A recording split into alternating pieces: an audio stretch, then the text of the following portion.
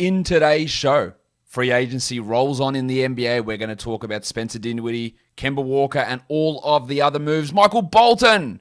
Thanks, Josh. It's Michael Bolton here, and it's time for another episode of the Locked On Fantasy Basketball Podcast. Let's get to it. Let's get to it, indeed.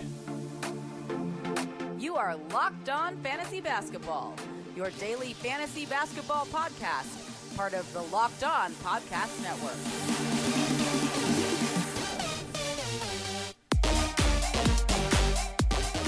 Hello and welcome to the Locked On Fantasy Basketball Podcast, brought to you by Basketball Monster. My name is Josh Lloyd and I am the lead fantasy analyst at basketballmonster.com, and you can find me on Twitter, as always, at redrock_Beeble, and on Instagram at Locked On Fantasy Basketball. Today's episode is brought to you by Rock Auto. Amazing selection, reliably low prices, all the parts your car will ever need. Visit rockauto.com and tell them that Locked On sent you. Well, we're going to cover the next bunch of free agency signings. Free agency is sort of starting to wind down now. Still a few players that we need decisions on, which I'll talk about who those players are at the end of today's show. I'm recording this at about 7:30 p.m. Eastern time on Wednesday in the US, so any signings that happen after that will not be covered in today's show, but let's talk about what we are going to cover in this one, and that is the signings that did go down. Now, we sort of knew this one was happening, and that's Spencer Dinwiddie going to the Washington Wizards, but there was no full confirmation, but we do have that confirmation now. Dinwiddie, who missed basically all of last season with a torn ACL, is 28 years old, point guard. 3 years, $62 million to go to the Washington Wizards, and he was signed and traded to the Brooklyn Nets. The Nets get out of this a future second-round pick, and they get a future second-round pick swap, so really nothing. The Wizards also gave up a second-round pick and Chandler Hutchison to the San Antonio Spurs, and this is all rolled into a 5-team trade, which also includes the Lakers and the Pacers with the Westbrook trade, with the Aaron Holiday draft day trade, Isaiah Jackson. That's all pushed in together. So the second-round pick in Chandler Hutchison that goes to the Spurs, that's not really part of the sign-and trade. That's a sort of separate transaction that they're all rolling in together, that the Wizards are just dumping Hutchison because they wanted to get under the luxury tax. So this is when I have my criticisms of the DeMar DeRozan deal yesterday. Like, you don't need to overpay DeRozan $30 million a year, give up a first-round pick, 2 second-round picks, and 2 players to get a sign-and-trade done, especially when you are negotiating against nobody. There's nobody else paying that salary. Yeah, the Nets get a second-round pick and a pick swap that probably will never happen in the second round. Like, that's what you get in a sign and trade. Even the Bulls giving up Satoransky and Temple for the Lonzo one, I guess that makes a little bit of sense. But that one for DeRozan, horrendous. Just I think horrendous dealing. And yeah, you can criticize one deal while also praising deals of getting Caruso and Lonzo Ball in. But let's go back to this one for Dinwiddie. He will be the starting point guard next to Bradley Beal. Don't go too crazy for him for fantasy. Still need to project it out. But he's never been an absolutely elite fantasy guy because of his poor percentages. He's not the highest assist player. He's very low steals usually. He's a poor three-point shooter also. I think there's a real risk he gets overdrafted just on name value of Dinwiddie because he can go out there and score. You're going to have 20 points. You're going to have 6 assists, but he's not going to be a guy that's getting big rebounds. He had 2.5 threes, 1.5 steals, and percentages can be or his field goal percentage especially can sometimes be a problem. But he will, of course, be a draftable guy. But we just have to sort of see how that all balances out. But a really, really good move for the Wizards to get Dinwiddie. I had him rated pretty highly on my my free agency list of values of players, and getting him at that $21 million mark for 3 years takes him through to age 31. I think is a very, very solid piece of business from the Washington Wizards there. So well done to them to get Dinwiddie, and well done for him to get that contract and the starting role for the first time in his career. Let's now go on to another signing. It was Markieff Morris going to the Miami Heat on a 1-year veteran minimum deal. He will likely come in there as the backup to PJ Tucker at power forward. He will probably take some backup center minutes away from the Undertaker, Dwayne Dedmon, and he just won't have any sort of fantasy impact, but just a solid enough player. It's a little bit of a loss for the Lakers, I would say, because I thought he provided some decent value at times last year in that backup role, but he's not there now. Of course, they've got Gasol and Howard and Davis to take those center minutes. Of course, Davis should be taking the majority of them, and he probably won't. But it is a very, very solid deal for Miami to bring to bring MARKIEFF in on that minimum salary, who can still be, again, a useful player who sometimes can stretch the floor. He has been overrated at times in his career, but I think he's found a role that does end up suiting him. The Milwaukee Bucks bring in a veteran minimum backup point guard, George Hill, after playing for Milwaukee, of course, being traded in the Drew Holiday trade, ending up in Oklahoma City, then ending up in Philadelphia and playing well in Oklahoma City, but not playing well in Philadelphia. He was waived by the Sixers and signed by the Bucks. They needed a backup point guard after dealing with Jeff Teague and whatever nonsense he was providing last year.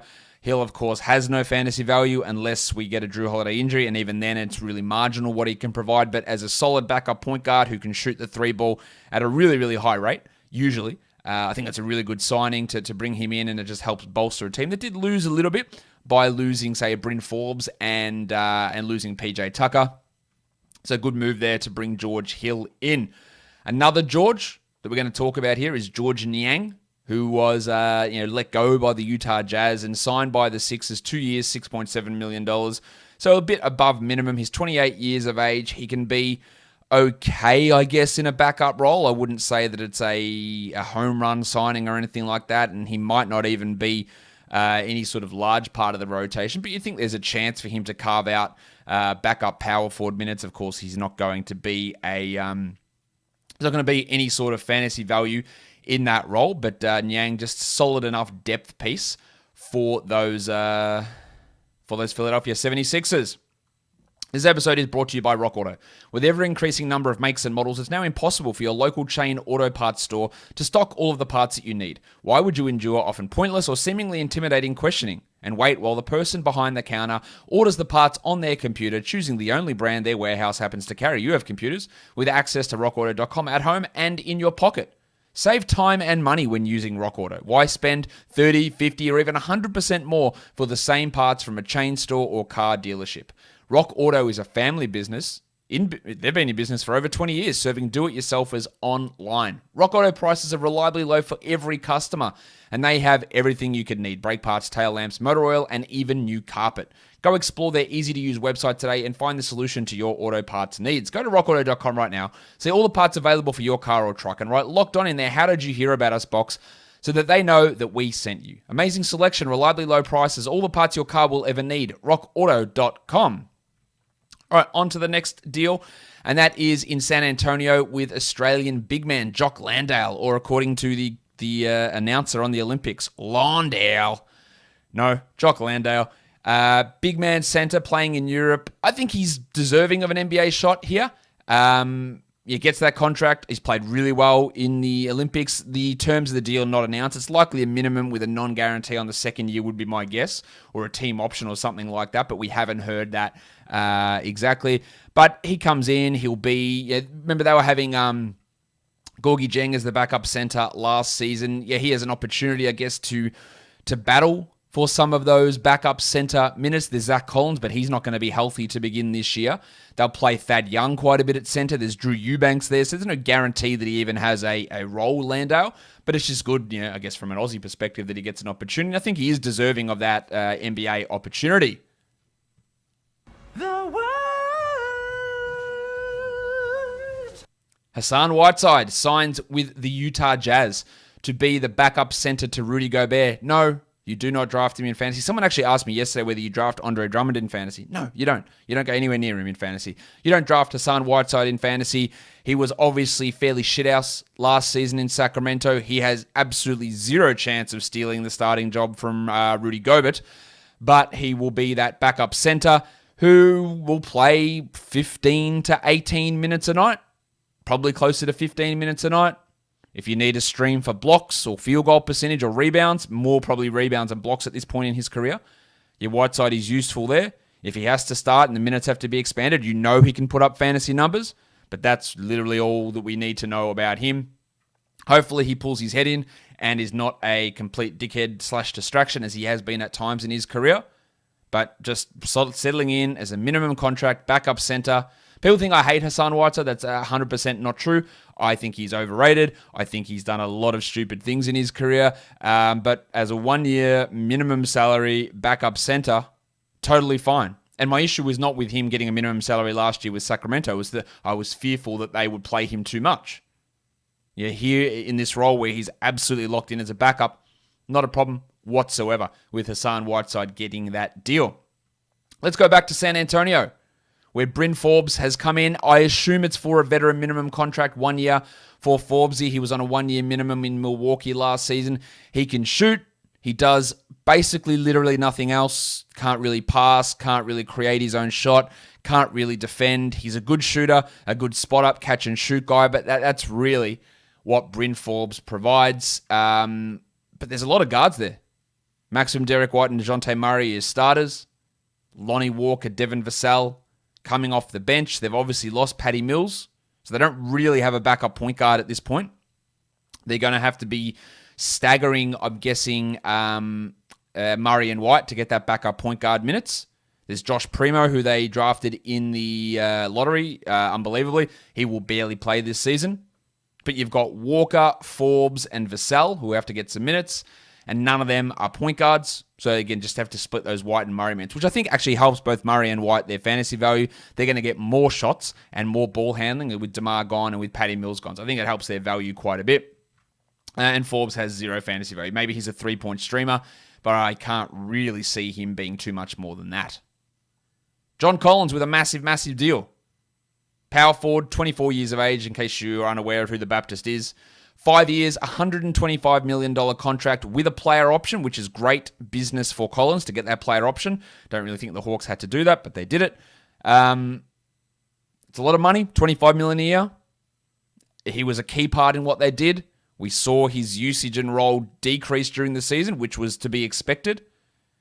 But no reason to me that he can't repeat what he did last season. He might play a few extra minutes at center with Onyeka Okongwu down, but Gorgie Jeng can also handle that playing time. Collins probably boosts his playing time, his minutes a little bit while Okongwu's out. But remember, Okongwu didn't even play huge chunks of last season. I think they're happy with Collins in that 30-minute-a-night role, 31 minutes maybe. And I don't really see huge improvements from what he did last season, just given the players on this team. Not saying that we give up on him being able to get back to being that top 20 fantasy guy that he was 2 years ago, but I don't think it's going to happen this season for Collins. But a great reward for him, great reward for the Hawks for playing as well as they did and getting as far as they did. Maybe there's a chance of some extra minutes, but I think a lot of the rotations for Atlanta will stay relatively similar this season versus last season, just of course with the absence of Onyeka Okongwu.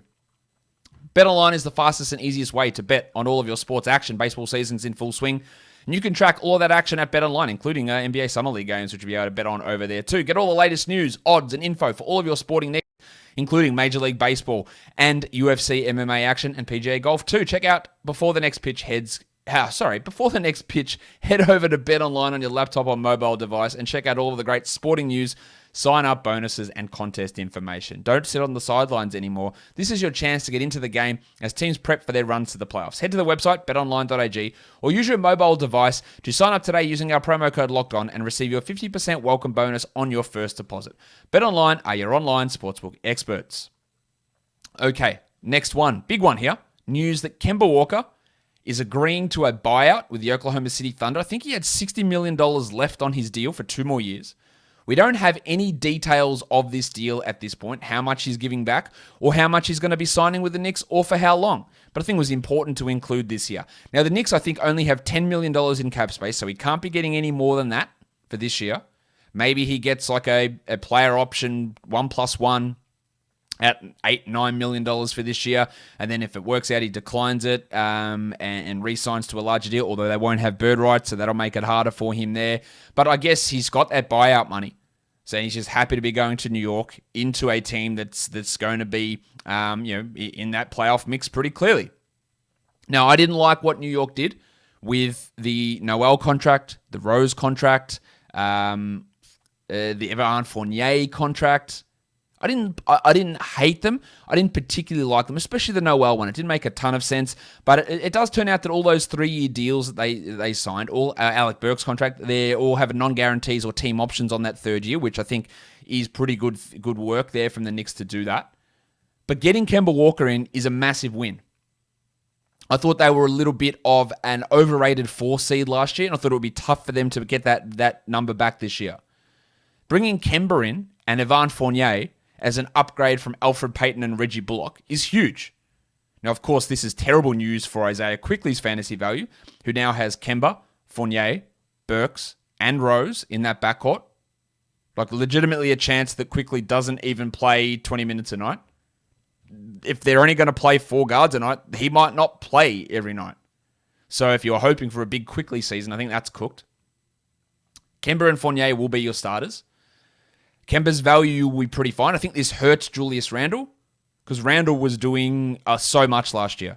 And his efficiency did take a big hit, and that will bump back up. But with Fournier and Walker now in that starting lineup versus Payton and Bullock, those 2 guys, Fournier and Walker, will have much higher usages. And it is going to have an impact on Randle. So I don't think we have any way of being able to expect Randle to do the exact same thing. Not only will his usage drop down, but the amount of times the ball is in his hands will drop down as well, so assist rate will fall. And he is a real risk to be overdrafted, Julius Randle, I think, the double royal. Real chance that happens. I haven't projected all this out yet, but yeah, there is that worry. I think Kemba's numbers will be okay, fairly solid, similar to his Boston numbers, maybe a little bit higher. Of course, that does hurt Quickly, as I said, and it's going to hurt Derrick Rose. It's going to hurt Burks. It's going to hurt all those guards there as well with Kemba coming in. But it's a massive piece of business. In terms of where the Knicks sit in the Eastern Conference, it's pretty crowded there. Brooklyn by far up the top with the Bucks. And then we've got the Sixers. You got the Celtics. You got the Heat. You got the Pacers. You got the Knicks. All in that mix together. Some people will say the Bulls are in the mix for the 4 seed. I would say there's no way that's the case. I think the Bulls I think there's a legitimate chance that the Bulls with their moves might still just be a play-in team. Maybe they're an 8 seed. I think all those other teams, Pacers, Knicks, Celtics, Sixers, Hawks, Heat, are all better than Chicago as things are currently constructed. But it is an interesting Eastern Conference now. That's probably 8 solid-ish teams, and I'm sure there's somebody else that I'm forgetting. I'm just going to bring up my list of teams. Like, who else am I forgetting here? Well, Orlando's not going to be good. That's we know that. They're not going to be great anyway. Toronto. Could the Raptors push into that mix as well? Where do the Wizards sit? They're probably more in that play-in role, and I think the Bulls are better than them. The Hornets can be in that play-in mix as well. I think they're going to be better than they were last season. The Pistons won't be at that level, I don't think. Very interesting stuff in the Eastern Conference. Yeah, you've got the Magic, who will be bad. You've got the Pistons, who will probably be bad. Yeah, quite bad. And then everyone else who might be solid, I think. Yeah, everyone else might be pretty solid. Interesting stuff in the Eastern Conference. The Bulls do make a solid move. Someone asked me yesterday, should the Bulls have gone after Hassan Whiteside, or would you prefer Whiteside to Felicio? Which, as much as I shit on Whiteside, it's all about context and role. Like, of course, he's way better than Cristiano Felicio. But one of the names that I brought up that I thought Chicago should go after to be their backup center was Tony Bradley. And they go after Tony Bradley and they bring him in. 1 year, veteran minimum salary. He's only 23 years of age. I think it's a really good piece of business. I think Bradley showed flashes in Utah 2 years ago, played pretty well in Philadelphia, and I thought played okay in Oklahoma City. Interesting that they rejected his restricted free agency rights and he was able to come in. I think this is a really, really solid piece of business for the Bulls for him to be their backup center. He's not going to play big minutes, but to come in, rim protect, defend okay, be an okay lob threat, I think he's perfectly suited to be a backup NBA center. I think it's actually a really good signing for Chicago. It's not going to move the needle hugely, but it's not like having Cristiano Felicio as your backup center or Larry Markkinen as your backup center, who's not a center because he's just horrendous defensively. I think this is a really, really good move for Chicago to bring in Tony Bradley. The Sacramento Kings bring back Terence Davis. 2 years, $8 million. Davis, of course, showed those flashes in Toronto, had to deal with the domestic violence charges, which I believe were dismissed, but I think there might have been some, I'm not sure about that. So I know that he was accused of that, and I don't know where that went, so I'm not going to say any more on that. But he showed some flashes in Sacramento when he got there last year. But man, their backcourt. De'Aaron Fox, Tyrese Halliburton, Buddy Hield is still there. They drafted Davion Mitchell, who had a really good performance in Summer League.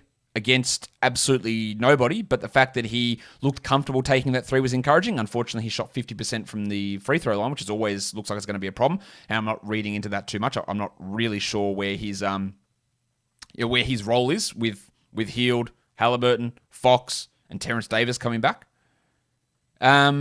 Davis is solid, but again, that role is just not going to be there on this team unless they make more moves, which they very easily could, given the all the noise around Budrick Hield.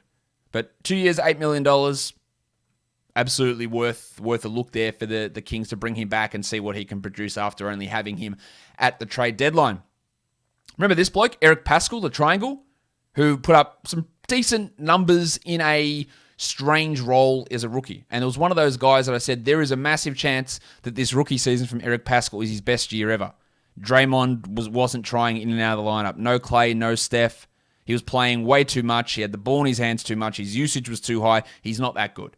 And then last year when the Warriors were playing more competitively, he fell out of the rotation, had some COVID issues and injury issues, and now they just dump him to the Jazz for a future second-round pick. So Eric Paschall goes to Utah for a future second-round pick.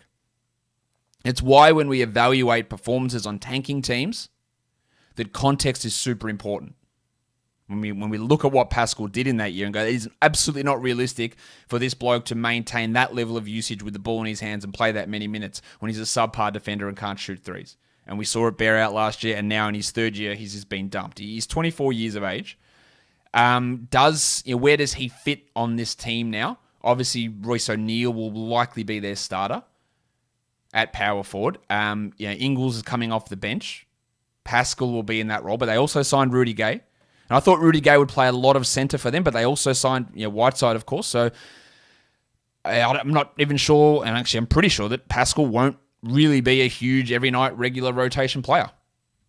And again, star has fallen a little bit for Eric in that situation. The Boston Celtics bring back Enes Kanter. 1 year veteran minimum. And like a few of these deals that we're talking about here, is he even in the rotation? Al Horford, Robert Williams are both still there. Sure, you can claim that Al Horford will play at power forward, which we know Brad Stevens as a coach did last year. I don't know if Udoka will do that. But Jason Tatum, Jaylen Brown, Jason Tatum should be your four. They don't, their wing positions are a bit weird, but they can go with Marcus Smart, Josh Richardson, Jaylen Brown, Jason Tatum, Al Horford / Rob Williams at center. Kanter might be the backup, but he's not going to do what he did last year in Portland. So don't look at his ranking from last season and expect that from Enes. He's solid insurance if Horford or Williams gets hurt, which are huge, huge possibilities. And if they do decide to run those two big man lineups, which to me, again, seems stupid. I don't know why you would do it, but they might do it. And maybe there's 17, 18 minutes in it for Enes Kanter. But I don't think there's a huge role there. Nor do I think there is a huge role for Miami's next signing, Victor Oladipo, which, again, minimum salary, 1 year deal, testing free agency again. He's not going to be ready to start the season. There are rumors he may miss the entire season, or a big chunk of it anyway, with that quad issue. He has not been the same since that season with Indiana, where he's all NBA, and then he had the knee and the quad issues, and it's really rooted him. Like, he is in real trouble in terms of where his career goes from here. And if we look at Miami's backcourt, he's not going to start because Duncan Robinson and Kyle Lowry are going to start. And then you have Tyler Hero coming off the bench. So if he is healthy, Oladipo, he will likely be coming off the bench with Hero as one of them being the backup point guard. But there's no guarantee he's back even until sometime in 2022. Absolutely not a draftable player. And I'm not sure how many opportunities he's going to get this year to actually show that he is ready for free agency in the years to come. Really bad downturn for Oladipo, injury related. Some of his shot selection and shooting numbers are his fault too, but it's also just not understanding that your body can't do what it used to do, and you're trying to do too much and prove yourself, and it hasn't worked out well. At age 29, with probably another lost season, I am I do not think that Oladipo, he wasn't a starting caliber player last year. I don't think he's a starting caliber player probably at all in his future, which is really sad to say. Maybe he gets there, but I have no confidence in that. Now onto a much less impactful or much less newsworthy name, but ARNOLDAS KULBOKA, has signed a 2-way deal with the Charlotte Hornets. This is a guy who was a second-round pick about 2-3 years ago, stashed over in Europe, 6'9", 6'10", small forward, power forward. Shot like 45% from 3 in Europe this last season. They've developed him over there, really bring him over now. There's an opportunity for a 12th man sort of role on Charlotte, not a huge role, but there's an opportunity there for him to come over and maybe work his way into the rotation at some point. But if that shooting's real at that size, KULBOKA, I don't know what happened there. Sorry, I don't know. That Norman Powell one wasn't supposed to come up. Let's go back to KULBOKA. KULBOKA could be just an interesting guy. So it's good that he's over. He is on a 2-way, so there's not a huge role there, but it is going to impact guys like JT Thor, their ability to get a crack at the rotation. Maybe he can overtake a Jalen McDaniels as the backup there as well. But just keep an eye on KULBOKA because he is there and he is an option with some really good shooting. So that is all the signings that have occurred up until where we are at this time in the day. Let's have a look at who the best players available still are on the free agent market. And that is the wrong slide. I'm still in preseason as well. Let me bring up the right slot side for you here. Eventually, just twiddle your thumbs while I get it fixed. Nope, that's wrong. I'm going to just pause this for a second. All right, that's better. Best remaining free agents. The fun guy, Kawhi Leonard. I'm a fun guy. I don't think there's any concern with him not going back to the Clippers. Kelly Oubre Jr., Dennis Schroeder. Who the hell is signing those guys? They are 2 guys who I've been much lower on than consensus. Obviously, the way that the NBA is viewing them at the moment would be in line with the way that I view them, as not all that good or not particularly huge winning type players. But, you would think that there's got to be something out there for him. But they're not. The best player on this list is Kawhi Leonard. The next high priority guy that I'd be going for on this list is Danny Green, who's still unsigned. Schroeder, I think Schroeder's a backup point guard. I think Oubre's a backup wing. We'll see where they end up going. I don't think that either Oubre or Schroeder is going to have fantasy value this year. Josh the Hitman Hart remains unsigned. He's a restricted free agent, so that's always a little bit more of a complex process. I can't really see a big role for him. Cleveland has been rumored. But it wouldn't be a big role. Reggie Jackson looks like he'll be going back to the Clippers. Probably as their starting point guard would be my guess. So maybe he can sneak in as a late round guy. Larry Markkinen is a restricted guy. Can't see him being a fantasy relevant player this year. Danny Green probably won't be, but there should be a big role for Green. And I don't know why he hasn't been signed. And then a bunch of veterans. Paul Millsap, JJ Redick, and Lou Williams, who all probably are going to get minimum deals on good teams. Maybe Williams goes back to the Hawks. Millsap, I don't know. Maybe it's the Bucks. Redick, I would imagine the Knicks or the Nets would be an option for him. But yeah, they're probably the best guys remaining on the market to be signed. Guys, that'll do it for me today. Don't forget, follow this podcast, Apple Podcasts, Google Podcasts, Stitcher, Spotify, and on the Odyssey app, but on YouTube. Give it a thumbs up. Leave your comments down below. Tell me, what was the best signing of today? Was it Spencer Dinwiddie to the Wizards? Was it the re-signing of John Collins? Was it Kemba Walker to the Knicks? What did you think was the best signing? I think it's probably Kemba to the Knicks, personally. But, Dinwiddie's a close second there. Actually, Collins is a pretty good deal as well. But it's probably Kemba to the Knicks. Subscribe, thumbs up, notification bell, guys. We are done here. Thank you so much for listening, everyone. See ya.